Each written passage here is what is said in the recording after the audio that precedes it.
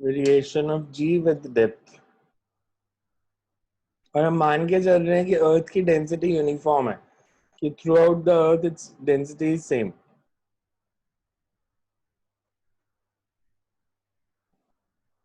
सिर्फ डायग्राम ही बनाना।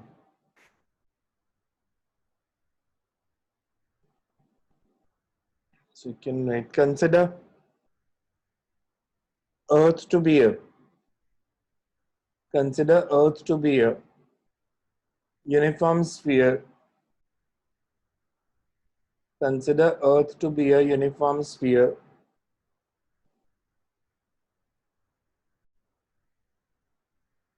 of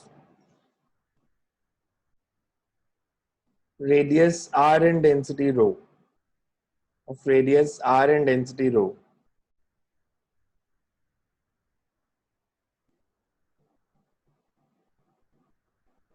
Acceleration due to gravity. Acceleration due to gravity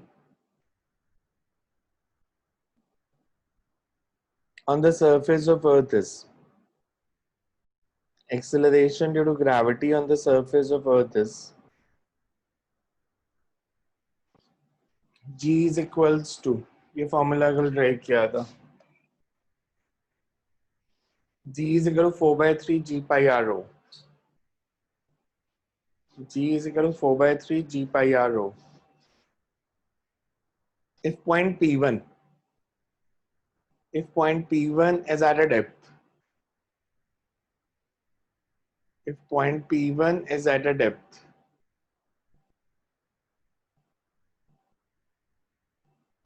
if point P1 is at a depth,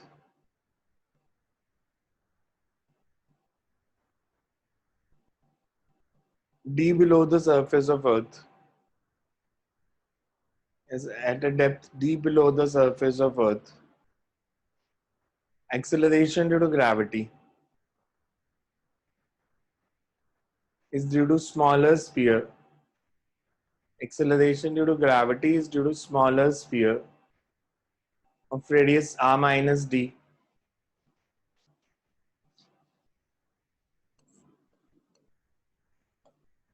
Thus, at depth d,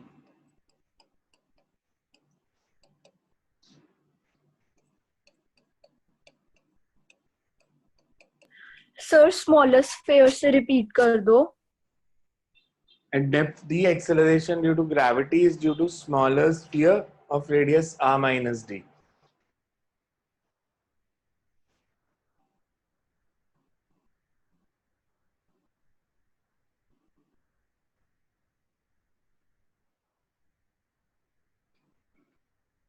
Dividing 2 by 1.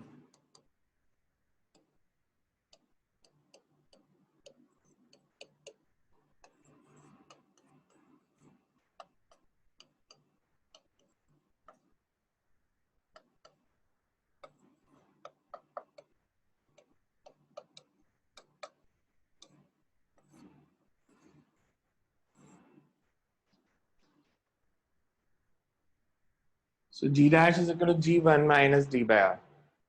अगर मैं पूछूं अर्थ के centre पे, तो अर्थ के सेंटर पे डेप्थ कितनी हो जाएगी? R. R. तो सेंटर ऑफ अर्थ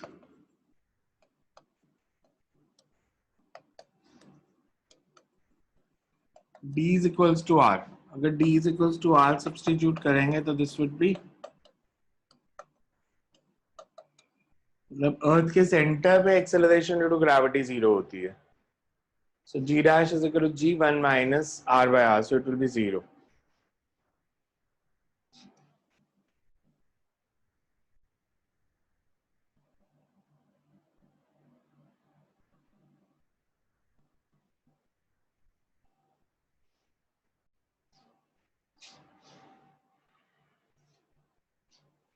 सर एक बार प्लीज समझा दो, 0 क्यों लिए? सेंटर, अगर ये पॉइंट P1 सेंटर पे होगा तो D कितना हो जाएगा डेप्थ? R. R, तो D की वैल्यू R करोगे तो क्या आएगा? ठीक है, okay.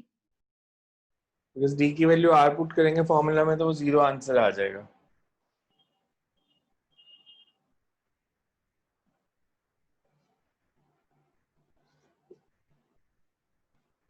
Next is variation of g with latitude angle.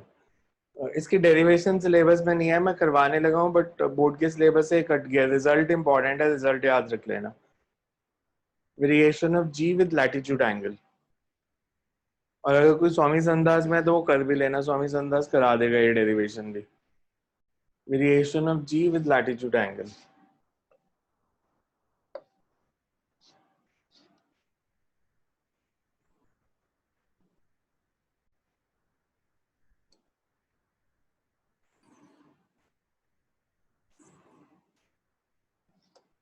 अगर बॉडी यहाँ पे कहीं पे प्लेस्ड है,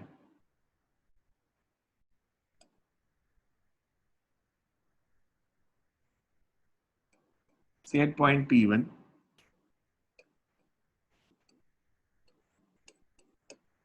तो बॉडी का जो पोजीशन वेक्टर बन रहा है relative to centre of earth, उसका जो इक्वेटोरियल प्लेन के साथ एंगल बनेगा, दिस इज लैटिट्यूड एंगल। कि अगर बॉडी अर्थ पे इस पॉइंट पे है और अर्थ रोटेट कर रही है अपने एक्सिस पे, तो हम लेंगे कि ये जो एंगल बनेगा कि सेंटर से जहां पर बॉडी प्लेस्ड है, स्ट्रेट लाइन ड्रॉ कर लो, इक्वेटोरियल प्लेन के साथ जो एंगल बनेगा दैट इज लैटिट्यूड एंगल। तो अगर ये पॉइंट P1 इक्वेटर पे होता तो लैम्डा क्या होता? 0. 0। और अगर ये पोल्स पे होगा तो 90. सो लैटिट्यूड एंगल को हम लेते हैं, it varies from 0 to 90 as you move from equator to the poles. तो हमने फॉर एनी एंगल निकालना है कि अगर बॉडी किसी कोई body of mass m is placed somewhere over here, तो इस पे अर्थ के कारण फोर्स कितनी लगेगी। अब अर्थ अगर रोटेट कर रही है तो ये जो पॉइंट है it is moving in a circle of radius r। अर्थ अगर रोटेट करेगी तो ये सर्कल में मूव करेगा, बिकॉज अगर आप जैसे ग्लोब एज्यूम कर लो, ग्लोब के ऊपर कोई ऑब्जेक्ट रख देंगे तो जब ग्लोब घूमेगा वो ऑब्जेक्ट सर्कुलर पाथ में मूव करेगा साथ साथ, तो उस सर्कल का रेडियस r है। इस बॉडी पे दो फोर्सेस लग रही हैं। One force is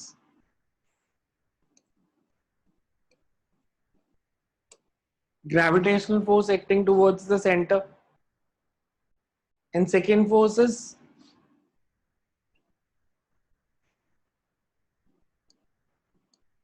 centrifugal force mr omega square।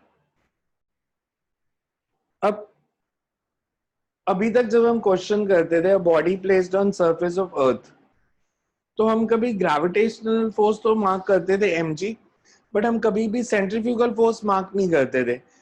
तो सेंट्रीफ्यूगल फोर्स पहले क्यों नहीं करते थे और अब क्यों कर रहे हैं हम मार्क? हमने लॉज ऑफ मोशन में भी फ्री बॉडी डायग्राम बनाए थे, तो बॉडी उसमें भी अर्थ पे बड़ी होती थी, पर लॉज ऑफ मोशन में, वर्क पावर में, काइनेमैटिक्स में हम एक अजम्पशन लेके चल रहे थे कि अर्थ रेस्ट पे है।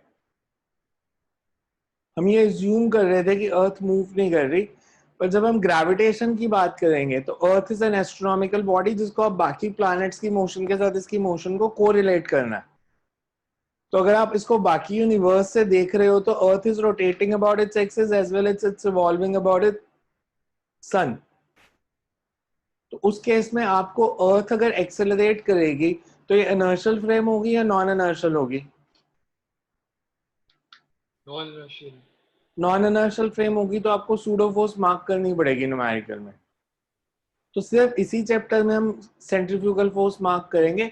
नॉर्मली नहीं लेने का रीजन होता है कि इसका मैग्नीट्यूड बहुत स्मॉल होता है mr ओमेगा स्क्वायर का, तो इसको निग्लेक्ट कर सकते हैं, पर ग्रेविटेशन में हम नहीं करते सिर्फ। अब अगर ये दो फोर्सेस लग रही हैं तो पैरेललोग्राम लॉ के हिसाब से नेट फोर्स कितनी हो जाएगी?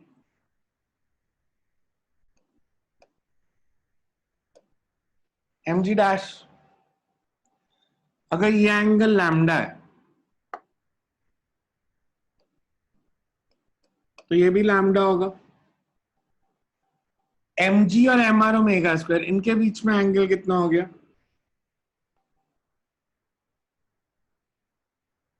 mg और mr ओमेगा स्क्वायर में एंगल 180 minus lambda. दो फोर्सेस हैं और उनके बीच में एंगल भी पता है, तो रिजल्टेंट फोर्स बतानी है तो कौन सा फॉर्मूला? अगर मैं आपको बोलूं दो फोर्सेज है F1 F2 तो उनके बीच में एंगल थीटा है, तो रिजल्टेंट फोर्स का फॉर्मूला पैरेललोग्राम लॉ क्या था वेक्टर एडिशन का? Resultant is given by A square plus B square plus 2AB cos theta under root. a square plus b square plus 2ab cos theta whole under the root. इसमें a हो गया mg, b हो गया mr omega square और angle हो गया 180 minus lambda. सो हमने derivation करनी है नेट फोर्स निकालने की। फोर्सेस देखो ये दोनों समझ में आ रहे हैं। इसको मैंने mg को टुवर्ड्स सेंटर लिया, इसको इस डायरेक्शन में क्यों लिया बाहर की तरफ?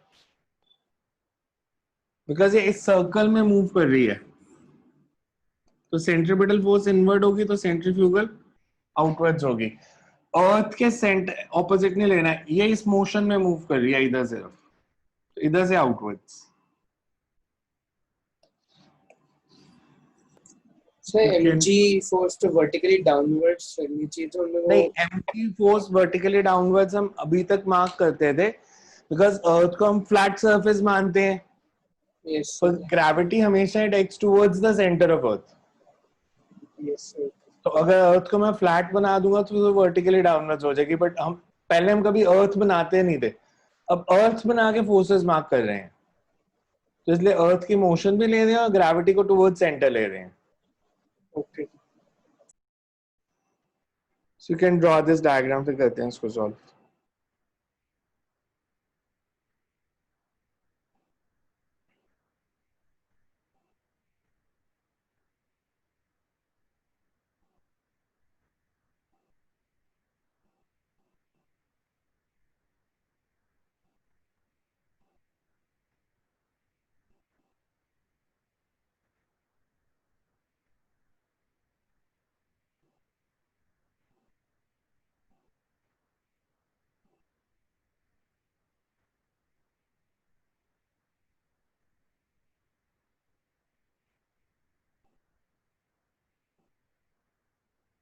So you can write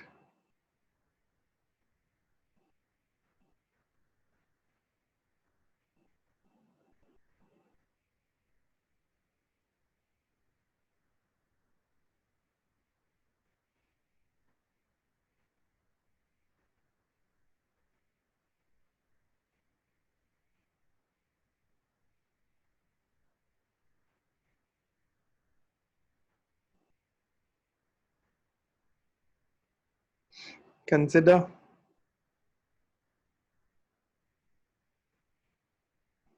earth of radius capital R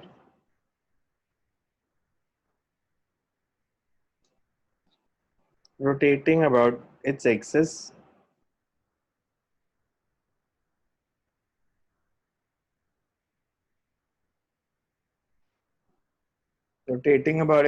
with angular velocity omega, rotating about its axis with angular velocity omega.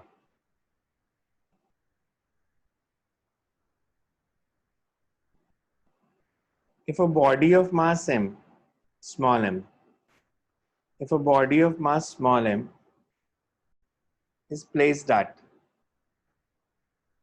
if a body of mass small m is placed at any point P1, if a body of mass small m is placed at any point P1 having latitude angle lambda, at any point P1 having latitude angle lambda, then forces acting on the body are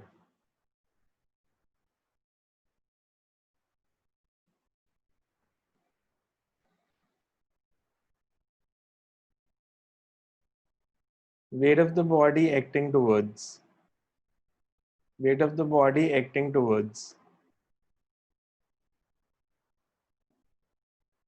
the center of earth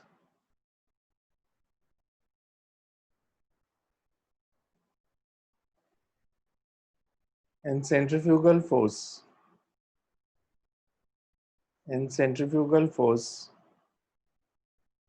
mr omega square as shown in figure, and centrifugal force mr omega square as shown in figure. Centrifugal force mr omega square as shown in figure.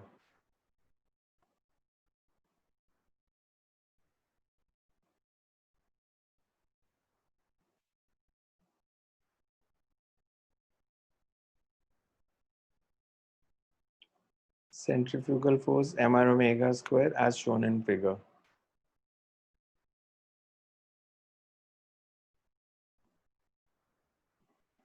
Sir This centrifugal force से पहले क्या बोला था? Centrifugal force से पहले तो wait का लिखा था, weight mg acting towards the centre of earth. Okay sir. The apparent weight mg dash, the apparent weight mg dash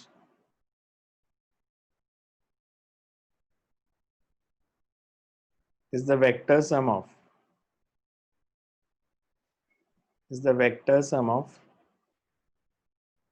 weight and centrifugal force, is the vector sum of weight and centrifugal force using parallelogram law of vector addition.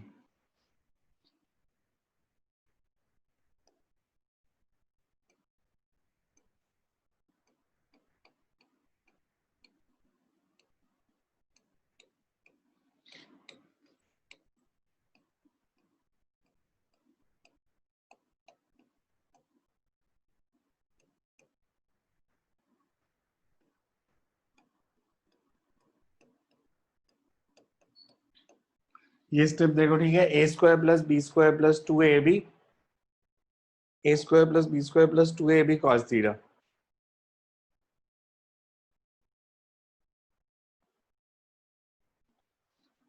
Sir mg dash समझा दो. mg dash net force को लिखा ना हमने diagram से, देखो ये mg dash है, तो A square plus B square plus 2ab cos theta. ए हम mg को ले रहे हैं, बी mr ओमेगा स्क्वायर को ले रहे हैं, और टोटल नेट फोर्स c की जगह mg डैश. g डैश क्या आएगा फिर? m तो पूरी इक्वेशन में कैंसिल हो गया, g square plus r square omega 4 minus,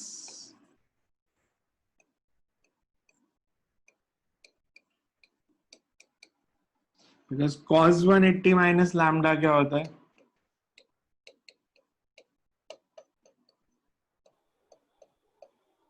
minus cos lambda.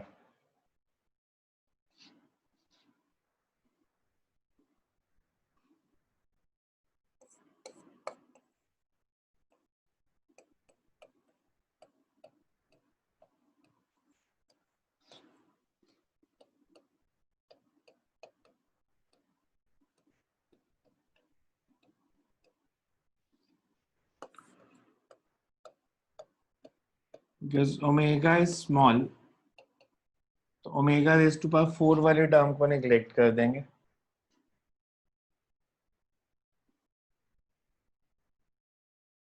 g dash becomes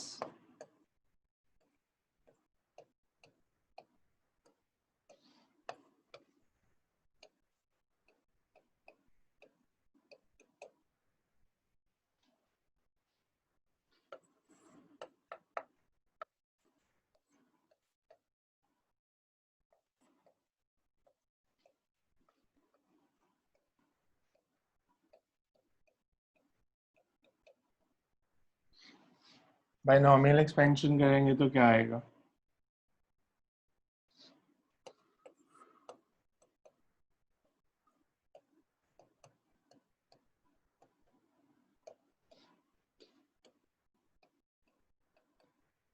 power multiplied with second term.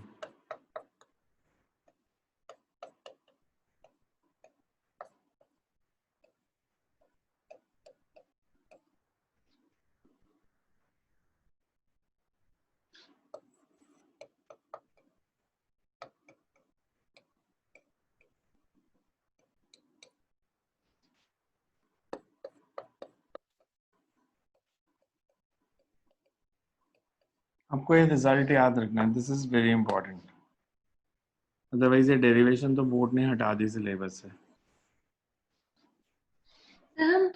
Binomial expansion क्यों करते हैं?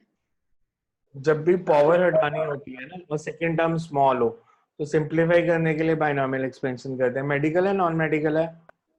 Sir medical. आप अभी से मतलब आपको ज्यादा डिटेल में करने की जरूरत नहीं है, नॉन मेडिकल वालों ने तो पूरा चैप्टर पढ़ लिया होगा बायनॉमियल थ्योरम का। तो सर वो हटा डिलीट दिया, हो गया। हटा ही डिलीट हो गया वो? यस हाँ सर। Yes sir. फिर तो किसी ने नहीं पढ़ा। अगर x की वैल्यू स्मॉल हो तो 1 plus x raise to power n को हम लिख देते हैं 1 प्लस एन एक्स। सिर्फ पावर को सेकेंड टर्म से मल्टीप्लाई कर देते हैं, तो तब करते हैं जब x स्मॉल हो। इक्वेटर पे लैम्डा 0 है तो g कितना आ जाएगा?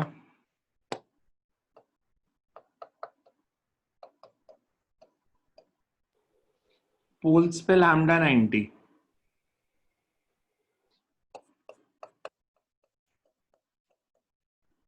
जी।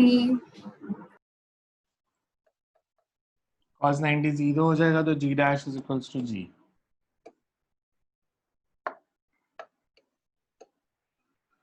इसमें अगर आपने नोटिस नहीं किया तो मैं आपको एक चीज बता दूं, आप शायद कॉपी करने में ज्यादा बिजी हो गए। मैंने यहाँ पे दो चेंजेस किए हैं, स्मॉल आर की जगह कैपिटल आर कर दिया, कॉस लैम्डा की जगह कॉस स्क्वायर लैम्डा कर दिया। ये समझ में आ रहा है क्या किया मैंने?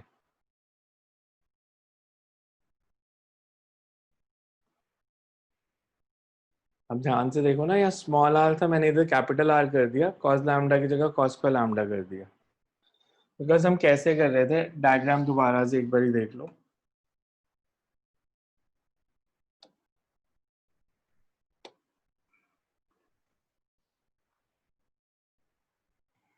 हम जब अर्थ की मोशन को कंसिडर कर रहे हैं, हम ले रहे हैं ये पार्टिकल है, ये सर्कल में मूव कर रहा है, इस सर्कल का रेडियस आर है, अर्थ का रेडियस कैपिटल आर है, ये लैम्डा है तो दिस इज आल्सो लैम्डा। तो कॉस लैम्डा कितना हो जाएगा इस डायग्राम में? तो मैं ये रिलेशन यूज कर रहा हूं इस स्टेप पे आगे, r is equals to r cos lambda.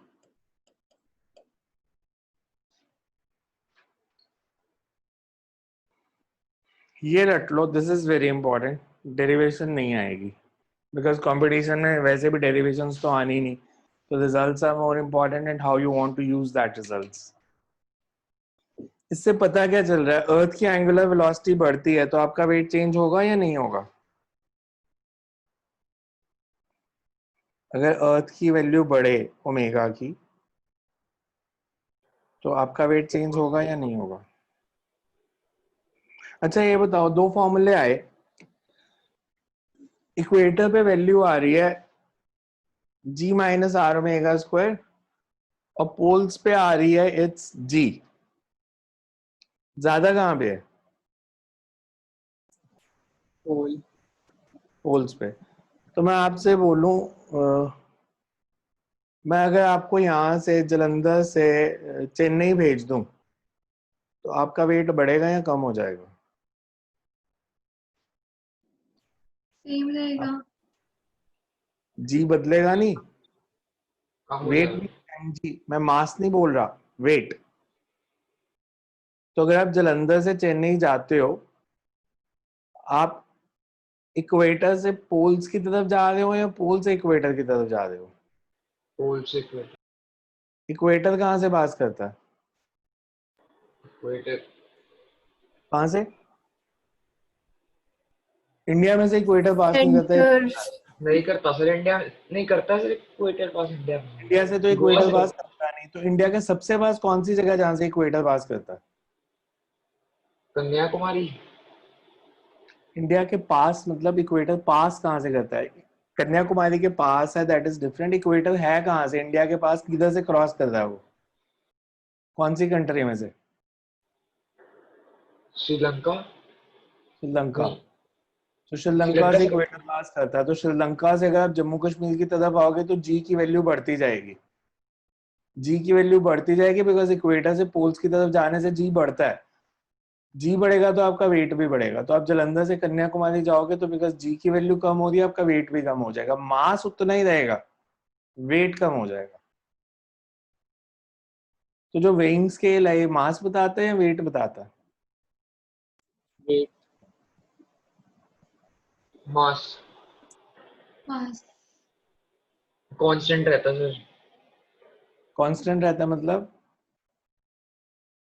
मास बताता है वेट बताता सर। वो अगर वहां पे मतलब कहीं भी हम जाए, जैसे मतलब जैसे मतलब मैं अगर मैंने ट्राई करा था, मैं केरला में था, मैंने अपना वेट मेजर करा सर, वहां पे भी सेम ही आया था। है। नेग्लिजिबली स्मॉल मतलब मैंने बढ़ेगा। ये नहीं कहा कि चेंज बहुत बड़ा आएगा, मे भी 10-20 ग्राम का फर्क आएगा जो रीडिंग में होगा। तो वेइंग स्केल क्या बताता है? जिसके अंदर आपके पास दो तरह के हो सकते हैं ना, या तो एक डिजिटल होता है जिसपे डिस्प्ले आ जाता है,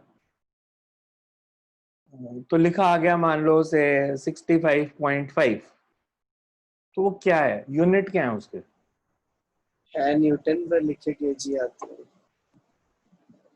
kgf।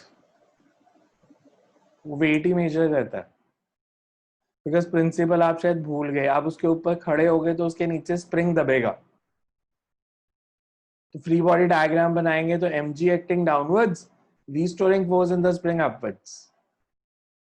तो अगर mg कम हो गया है तो रिस्टोरिंग फोर्स भी कम होगी, स्प्रिंग भी कम दबेगा, तो आपके वेट में चेंज आएगा, शो करेगा चेंज है। हमारे को आदत है, हम नॉर्मली आपसे कोई भी अगर वेट पूछता है आप कभी भी उसको न्यूटन में नहीं बताते, जबकि न्यूटन में बताना चाहिए। आपसे किसी ने वेट पूछा, आपने कह दिया से 55 kg, बट एक्चुअल में तो इट्स 55 इंटू 9.8। 55 kg तो मास है आपका, सो वेट पूछेंगे तो दैट इज 55 इंटू 9.8, तो वो 9 जो जी की वैल्यू है वो चेंज हो रही है। या अगर आपने किसी को नेक्स्ट टाइम वेट बताना है तो उसको केजीएफ में बताओ, उसको समझ आए ना आए आप केजीएफ में ही बताओ, तो 55 केजीएफ, फिर वो अपने आप उसको न्यूटन में कन्वर्ट करता रहेगा उसको करना है तो, but weight is never in kgs, so you can rate. अच्छा, ऐसा हो सकता है कि अर्थ इतनी फास्ट रोटेट करना शुरू कर दे कि इक्वेटर पे जी की वैल्यू 0 हो जाए। इक्वेटर पे वैल्यू है जी माइनस आर ओमेगा स्क्वायर, तो अगर ओमेगा बढ़ेगा तो जी डैश कम होता जाएगा, तो हम एक वैल्यू निकालेंगे ओमेगा की, so that g becomes 0 on equator. अभी अर्थ की एंगुलर वेलोसिटी कितनी है? अभी अर्थ की एंगुलर वेलोसिटी यशिका बताएगी, आपने कल सर्कल की क्लास लगाई थी। अर्थ की एंगुलर वेलोसिटी, अर्थ एक रोटेशन कितने टाइम में पूरा करती है? रोटेशन, रेवोल्यूशन नहीं, 24 आवर्स। 24 आवर्स। कितने सेकंड हो गए? 86,400। और एक रोटेशन में एंगल कितना कवर किया? 2 पाई। तो एंगुलर स्पीड होगी 2 पाई बाई 86,400। मैंने इसीलिए देखो यहाँ पे निग्लेक्ट किया, मैंने जो चीजें लिखता हूँ ना वो नहीं समझ में आता तो उसका रीजन पूछा करो। ओमेगा इज वेरी स्मॉल क्यों? क्योंकि इसकी वैल्यू 2 पाई बाई 86400 है।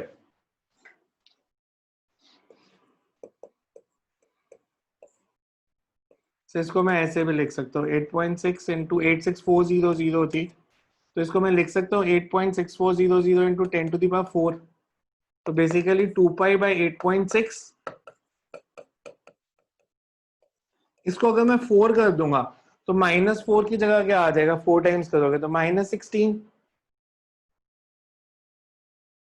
तो इसलिए निग्लेक्ट किया बिकॉज ओमेगा 4 और छोटा हो जाएगा, बिकॉज ओमेगा इज 10⁻⁻⁴। तो जब हम ओमेगा 4 करेंगे इट बिकम्स वेरी स्मॉल, तो इसलिए इसको निग्लेक्ट कर दिया हमने। सो यू कैन राइट, इसके आगे लिख लो पहले, this implies that, this implies that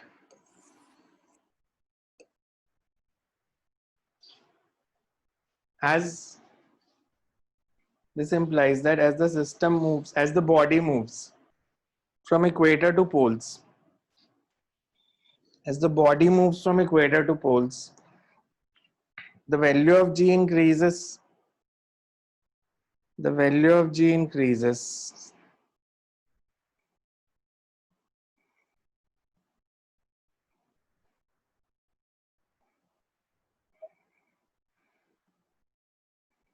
the value of G increases. Numerical equation based.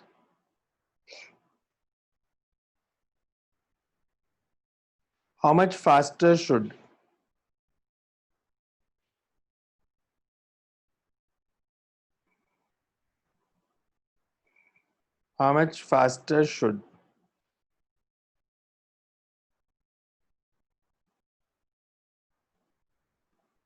Earth rotate about its how much faster should Earth rotate as compared to its present value so that bodies on equator become weightless. Bodies on equator becomes weightless. You can read the concept. Bodies will become weightless if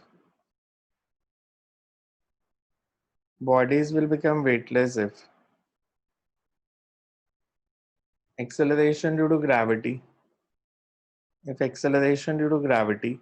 at equator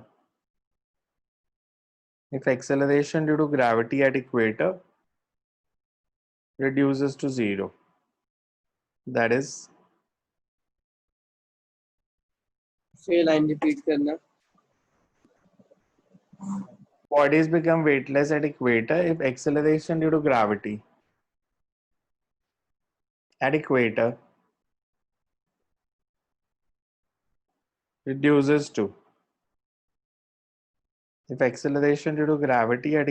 reduces to zero, that is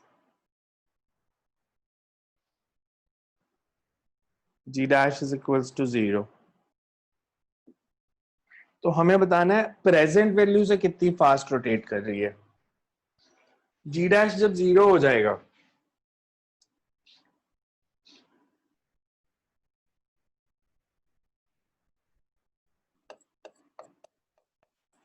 we say at equator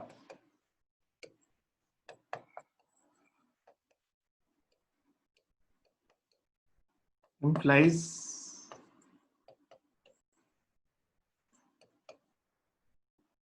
omega is equal to G by R.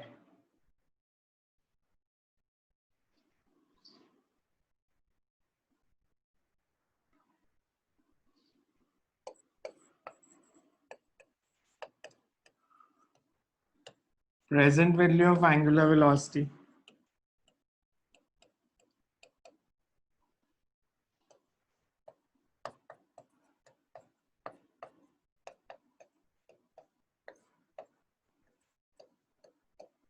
यहाँ पे values put करें तो अर्थ का radius metres में, अर्थ का radius होता है 6400 kilometre, 6.4 into 10⁶ metre. सो हमें कौन सी रेशो बतानी है? प्रेजेंट एंगुलर वेलोसिटी से कितनी फास्ट.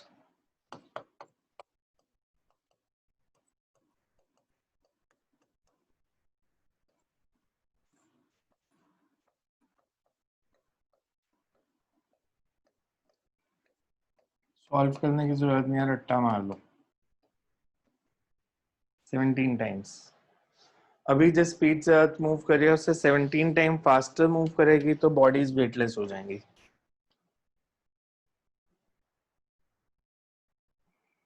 अच्छा, अगर 17 टाइम फास्टर रोटेट करेगी तो टाइम पीरियड भी चेंज होगा.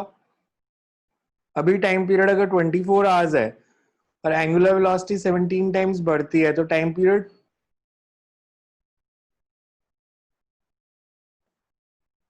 17 टाइम्स बढ़ेगा या कम हो जाएगा? कम होगा. कम हो जाएगा. अभी 24 आवर्स है तो 24/17. अगेन ये वैल्यू आपको सॉल्व नहीं करनी, याद रखना 84.6 मिनट्स. अर्थ अगर 84.6 मिनट्स में एक रोटेशन पूरी करेगी तो इक्वेटर पे जो बॉडीज हैं वो वेटलेस हो जाएंगी. सो यहां तक लिख लो, फिर लिखा देता हूं ये मैं. एमसीक्यूज में बहुत ध्यान से देखना, ये 84.6 थोड़ा डिफरेंट सा आंसर है या न्यूमेरिकल में जब भी दिया होगा ना एमसीक्यूज में ऑप्शंस में 84.6 है तो जनरली वो आंसर भी होता है, बिकॉज बहुत सारे आगे भी क्वेश्चन करोगे जिसमें यही आंसर आएगा 84.6 minutes. So you can write.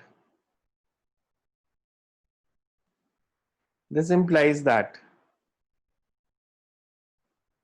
This implies that if Earth rotates 17 times, if Earth rotates 17 times faster than its present value, the bodies on equator become weightless.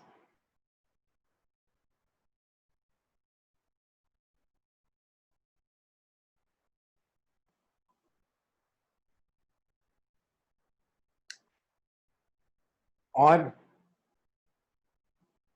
we can conclude that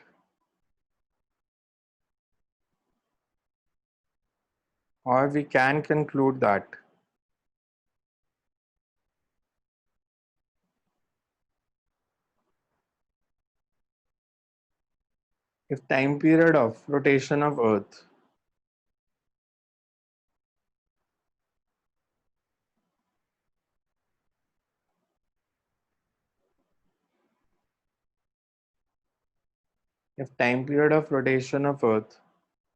becomes 84.6 minutes, then bodies become weightless at equator.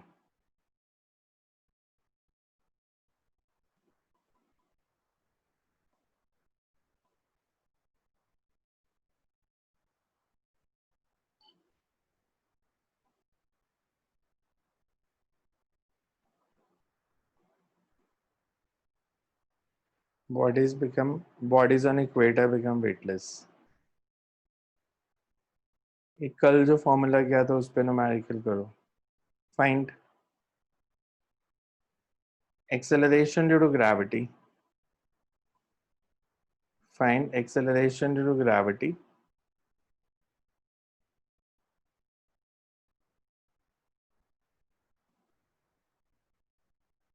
at a height equals to half the radius of Earth. At a height equal to half the radius of Earth. Find acceleration due to gravity at height equals to half the radius of Earth.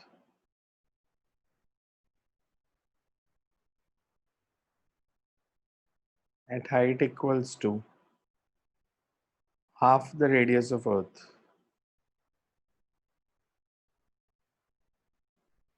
कर दो solve. कल formula क्या था variation of g with height का, तो हमें दिया h is half the radius of earth, so h is equal r/2 पे वैल्यू निकालो.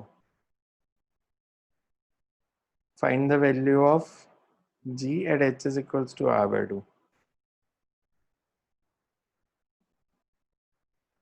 So 0.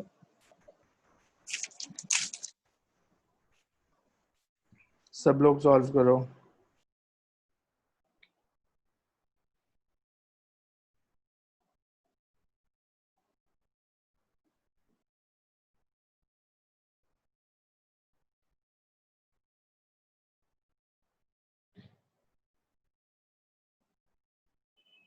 g dash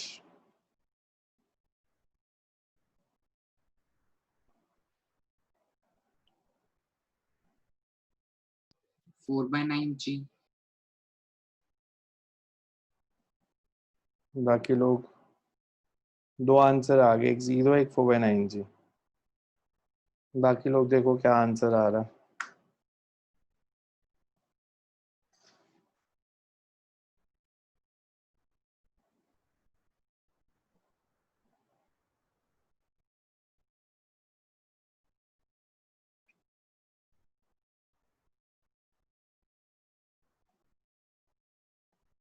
Sir, 40.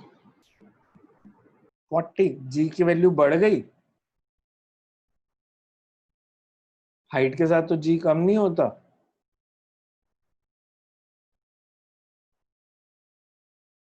Height के साथ तो जी कम होता है.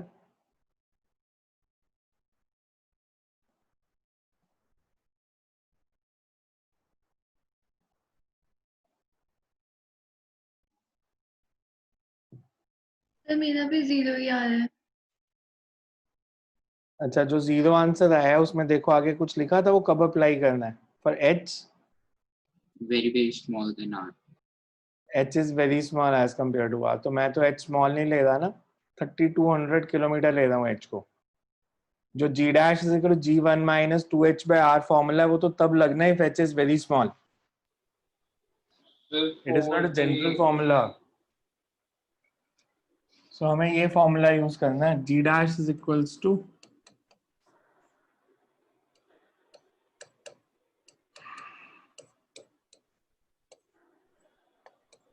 h is equals to r by 2.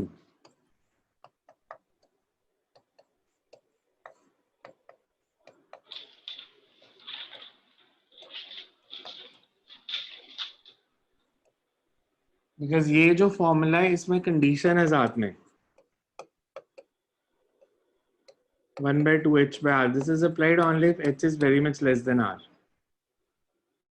So हमेशा नहीं अप्लाई कर सकते इस फॉर्मूला को. Next you right, find height at which, find height at which acceleration due to gravity, find height at which acceleration due to gravity reduces by 36% of its value. Acceleration due to gravity reduces by 36% of its value on the surface of Earth. Find height at which acceleration due to gravity reduces by 36% of its value on the surface of Earth. Reduces by 36% का मतलब कि अगर surface of Earth पे value g है तो height पे कितनी लेनी है if it reduces by 36%.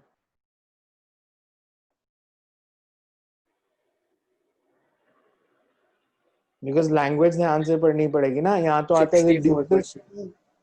हाँ, अगर लिखा हो reduces to 36% तो 36% वैल्यू हो गई.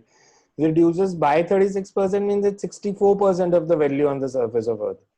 कि 36% कम हुई है तो सरफेस पे अगर g है तो जो हाइट है वहां पे 64% of g है. So you can write as acceleration due to gravity, as acceleration due to gravity reduces by 36%, as acceleration due to gravity reduces by 36% of its value, reduces by 36% of its value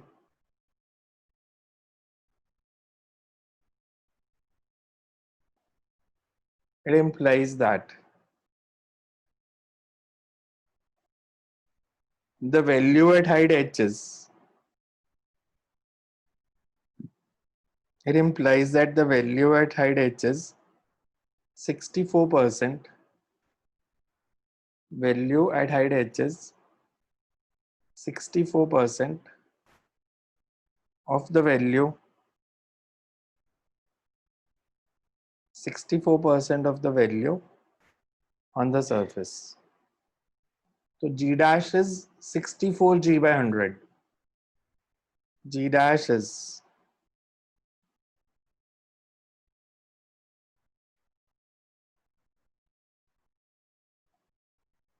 G dash is 64 g by 100.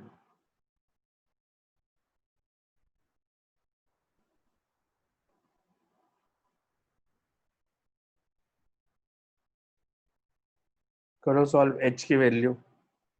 Again because हमें h पता नहीं है तो small वाला formula नहीं लेना, G R square over R plus H square ही लेना.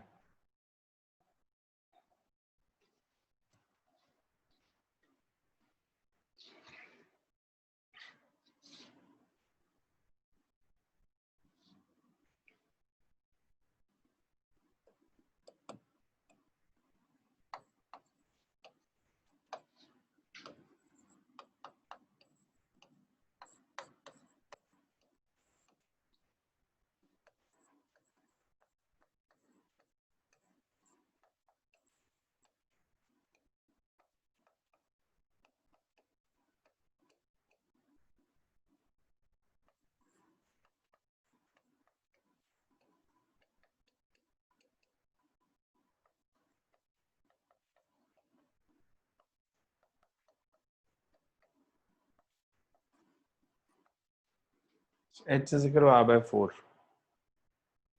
At height equals to 1/4 the radius of Earth, acceleration due to gravity is 64%.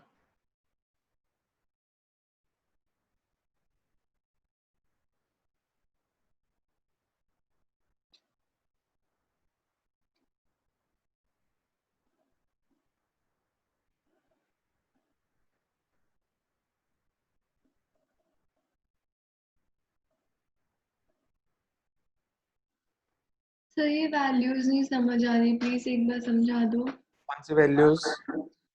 Sir ये 8r plus 8h equals to 10r। g cancel हो गया, हाँ जी। दोनों side का under root लो। 64/100 का under root क्या होगा? 8/10। और दूसरी 0. साइड का अंडर रूट क्या होगा? r over r plus h। Cross multiply कर दो। ठीक है। पूरी इक्वेशन का स्क्वायर रूट लेके क्रॉस मल्टीप्लाई किया मैंने, because 8/10 is equals to r upon r plus h. 8r plus 8h is equal to 10r. Values हमेशा ऐसी दी होंगी ऐसे न्यूमेरिकल्स में ग्रेविटेशन के जिसमें आप स्क्वायर रूट ले पाओगे, ताकि आप कैलकुलेशन ना करते रह जाओ। बिकॉज अगर आप इसको वैसे सॉल्व करोगे बाइनॉम क्वाड्रेटिक बना के तो बहुत लेंथी हो जाएगा।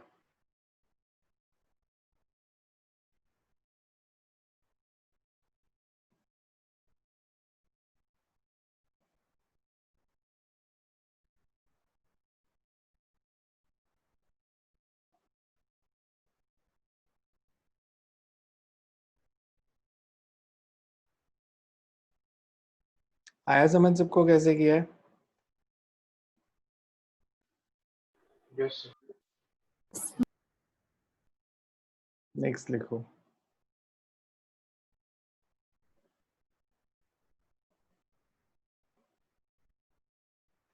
Find depth eight which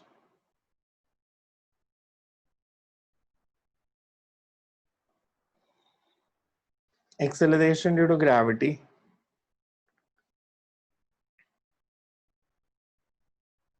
reduces to, find depth at which acceleration due to gravity reduces to 20% of its value, reduces to 20% of its value on the surface of Earth.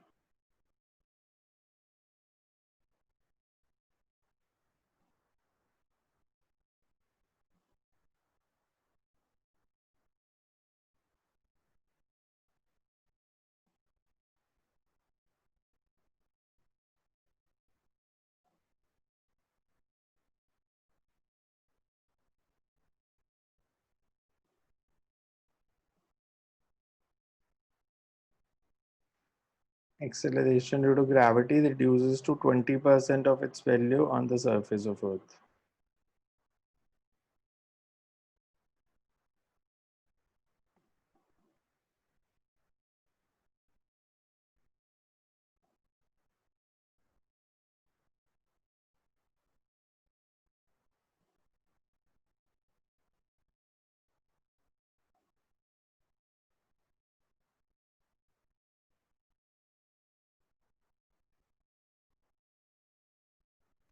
Sir 4r/5।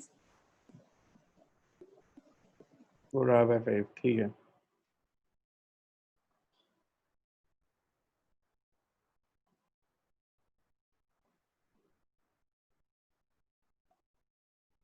आगे सबका answer. इसमें कुछ condition नहीं है, एक ही formula है, g dash is equal to g1 minus d by r, और g डैश को 20% of g, 20% of g means g by 5।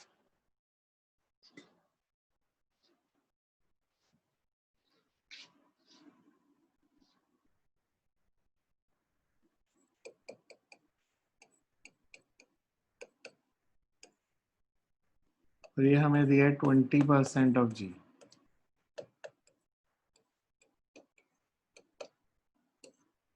ये कैंसिल हो जाएगा,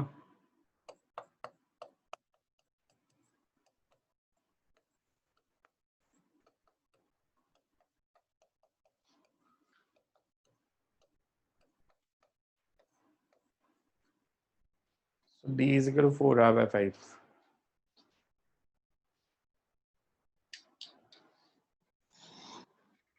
नेक्स्ट टाइम करते हैं इसके आगे.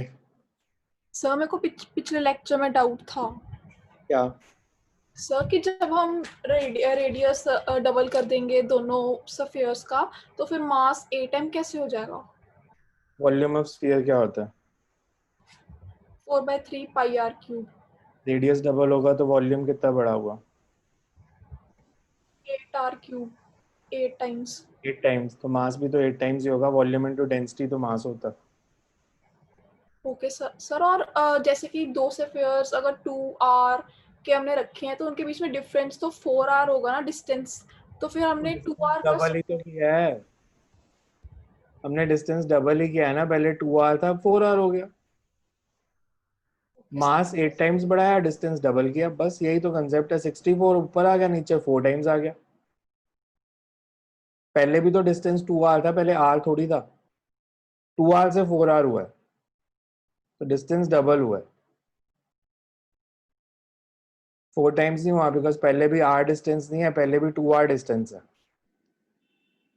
एक्सक्यूज मी सर, वेक्टर्स का भी प्लीज एक बार एक्सप्लेन कर दो. फिक्स्ड और कोइनिशियल में क्या डिफरेंस है?